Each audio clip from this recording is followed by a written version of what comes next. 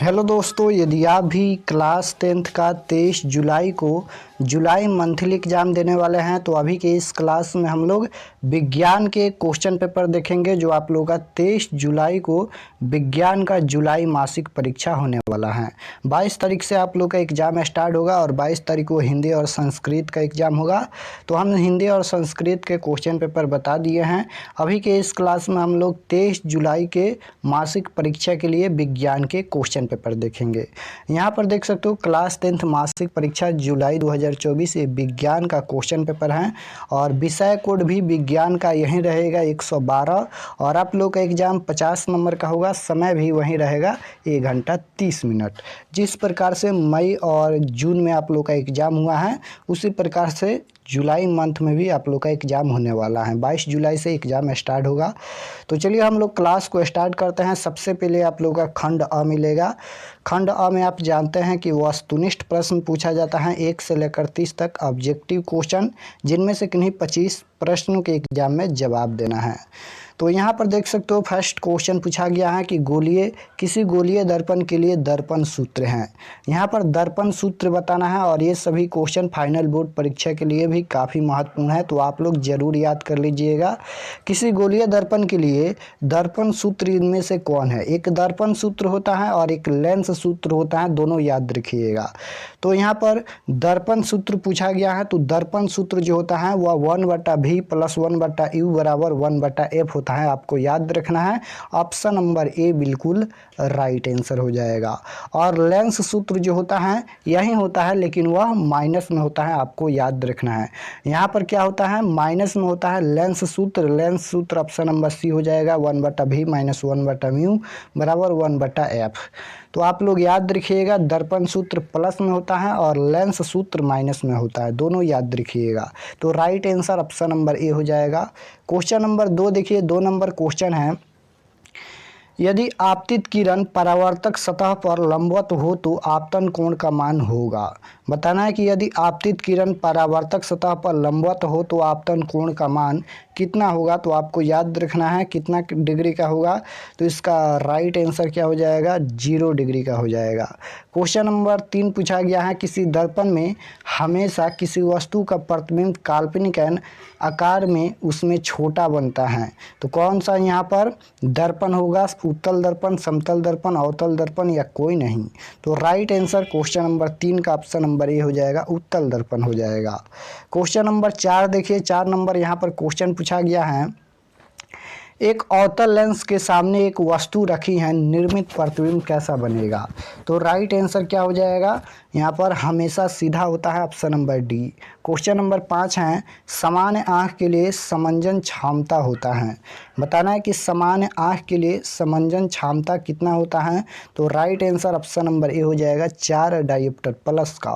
Question number 6 है, सामान्य दृष्टि के व्यस्क के सुस्पष्ट दर्शन की अल्पमान दूरी लगभग होती है, कितना होती है? तो right answer option number C हो जाएगा, 25 सेंटीमीटर। क्वेश्चन नंबर 7 देखिए, 7 नंबर क्वेश्चन है, निकट दृष्टि दोष के उपचार में किस लेंस का प्रयोग किया जाता है? बताना है कि निकट दृष्टि दोष के उपचार में किस लेंस का प्रयोग किया जाता है। तो निकट दृष्टि दोष अवतल लेंस से किया जाता है और दूर दृष्टि दोष को उत्तल लेंस से किया जाता है। आपको याद रखना है, निकट दृष्टि दोष को दूर करने के लिए अवतल लेंस चश्मे का व्यवहार होता है, अवतल लेंस का प्रयोग होता है, और उत्तल लेंस जो होता है वह दूर दृष्टि दोष के लिए होता है। दोनों आपको याद रखना है। क्वेश्चन नंबर 8 है, विद्युत आवेश का एसआई मात्रक है। विद्युत आवेश का एसआई मात्रक क्या होता है? एम्पियर या ओम मीटर या ओम या कूलम? तो विद्युत आवेश का एसआई मात्रक जो होता है वह कूलम होता है। राइट आंसर डी हो जाएगा, आवेश का एसआई मात्रक कूलम होता है। क्वेश्चन नंबर 9 पूछा गया है, एक वोल्ट मीटर का प्रयोग मापने के लिए किया जाता है। एक वोल्ट मीटर का प्रयोग मापने के लिए किया जाता है धारा या विभवांतर या विभव या आवेश? तो आपको याद रखना है विभवांतर हो जाएगा। Right answer option number B. Question number 10 है, विद्युत का सबसे अच्छा चालक है। विद्युत का सबसे अच्छा चालक इनमें से कौन है? तो विद्युत का सबसे अच्छा चालक चांदी होता है। Right answer option number C हो जाएगा। क्वेश्चन नंबर 11 है कि विद्युत हीटर का तापीय अवयव होता है। तो इसका right answer option number D हो जाएगा, नाइक्रोम। क्वेश्चन नंबर 12 पूछा गया है, डायनेमो से किस प्रकार की धारा प्राप्त होती हैं। बताना है कि डायनेमो से किस प्रकार की धारा प्राप्त होती हैं, डीसी यानी दृष्ट धारा, या एसी प्रतिवर्ती धारा, या दोनों, या इनमें से कोई नहीं।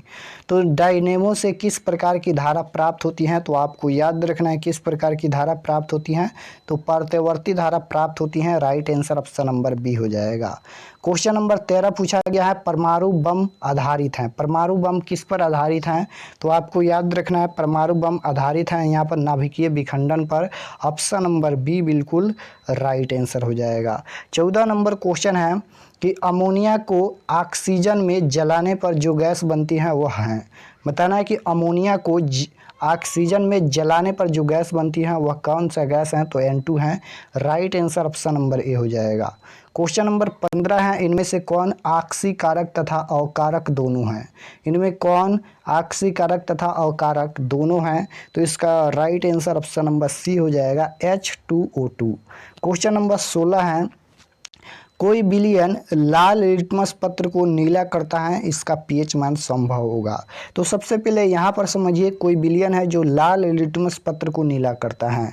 तो लाल लिटमस पत्र को नीला कौन करता है, तो आपको याद रखना है कि लाल लिटमस पत्र को नीला कौन करता है, क्षार करता है यानी भस्म करता है। और नीला लिटमस पत्र को लाल कौन करता है, तो अम्ल करता है। दोनों आपको याद रखना है। लाल लिटमस पत्र को नीला कौन करता है, क्षार करता है। और नीला लिटमस पत्र को लाल कौन करता है, तो अम्ल करता है। और अम्ल का पीएच मान 7 से कम होता है, क्षार का पीएच मान 7 से ज़्यादा होता है, उदासीन विलयन का पीएच मान केवल 7 होता है। तो यहाँ पर क्वेश्चन है, लाल लिटमस पत्र को नीला करता है यानी क्षार होगा, और क्षार का पीएच मान 7 से ज़्यादा होता है। तो 7 से ज़्यादा कौन है, 1 नहीं है, 4 नहीं है, 5 नहीं है, 10 है। तो right answer option number D हो जाएगा, इसका पीएच मान 10 होगा। क्वेश्चन नंबर देखिए 17 पूछा गया है, CO2 है। CO2 क्या है, अम्लीय या क्षारीय या लवण या अनिश्चित। तो CO2 यानी कार्बन डाइऑक्साइड क्या है, अम्लीय या क्षारीय या लवण या अनिश्चित। तो राइट आंसर ऑप्शन नंबर यहाँ पर ए हो जाएगा, अम्लीय है। क्वेश्चन नंबर 18 है, धोने वाला सोडा का सूत्र है। धोने वाला सोडा का सूत्र इनमें से कौन है, तो आपको याद रखना है धोने वाला सोडा का सूत्र जो होता है Na2CO3 × 10 H2O होता है। क्वेश्चन नंबर 19 नंबर क्वेश्चन है, निम्न में कौन धातु है। बताना है कि निम्न में कौन धातु है, तो धातु पूछा गया है तो Fe हो जाएगा। क्वेश्चन नंबर 20 है, सोडियम जल से अभिक्रिया कर देता है। सोडियम जल के साथ अभिक्रिया कर क्या देता है, तो आपको याद रखना है यहाँ पर H2 देता है। राइट आंसर बी हो जाएगा। 21 नंबर है क्वेश्चन है, हायोलाइट अयस्क है। हायोलाइट किसका अयस्क है, तो इसका right answer option number C हो जाएगा, एल्युमिनियम का। क्वेश्चन नंबर 22 है, एल्केनो का सामान्य सूत्र है। एल्केनो का सामान्य सूत्र पूछा गया है तो CnH2n+2 हो जाएगा। राइट आंसर ए हो जाएगा। क्वेश्चन नंबर 23 है, मीथेन के दहन से प्राप्त होता है। मीथेन के दहन से क्या प्राप्त होता है, तो आपको याद रखना है मीथेन के दहन से यहाँ पर क्या प्राप्त होता है, CO2। ऑप्शन नंबर बी इसका राइट आंसर हो जाएगा। क्वेश्चन नंबर 24 है, मेंडलीफ के अनुसार तत्वों के गुण आवर्त फलन होते हैं। तो 24 नंबर क्वेश्चन का राइट आंसर बी हो जाएगा, परमाणु भार के। क्वेश्चन नंबर 25 है, निम्नलिखित में किसकी परमाणु त्रिज्या सर्वाधिक है। निम्नलिखित में किसकी परमाणु त्रिज्या सर्वाधिक है, तो आपको याद रखना है RB हो जाएगा।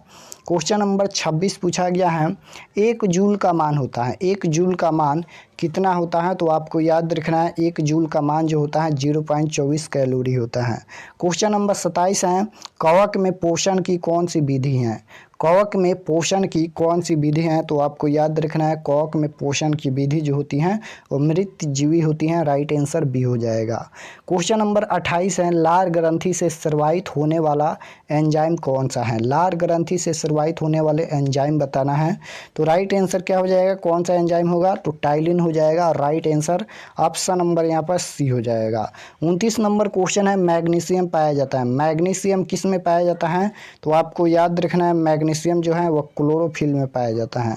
क्वेश्चन नंबर 30 है, ATP का निर्माण होता है। ATP का निर्माण होता है, तो आपको याद रखना है इसका right answer option number C हो जाएगा। यहाँ पर कोशिका द्रव और माइटोकॉन्ड्रिया दोनों में होता है।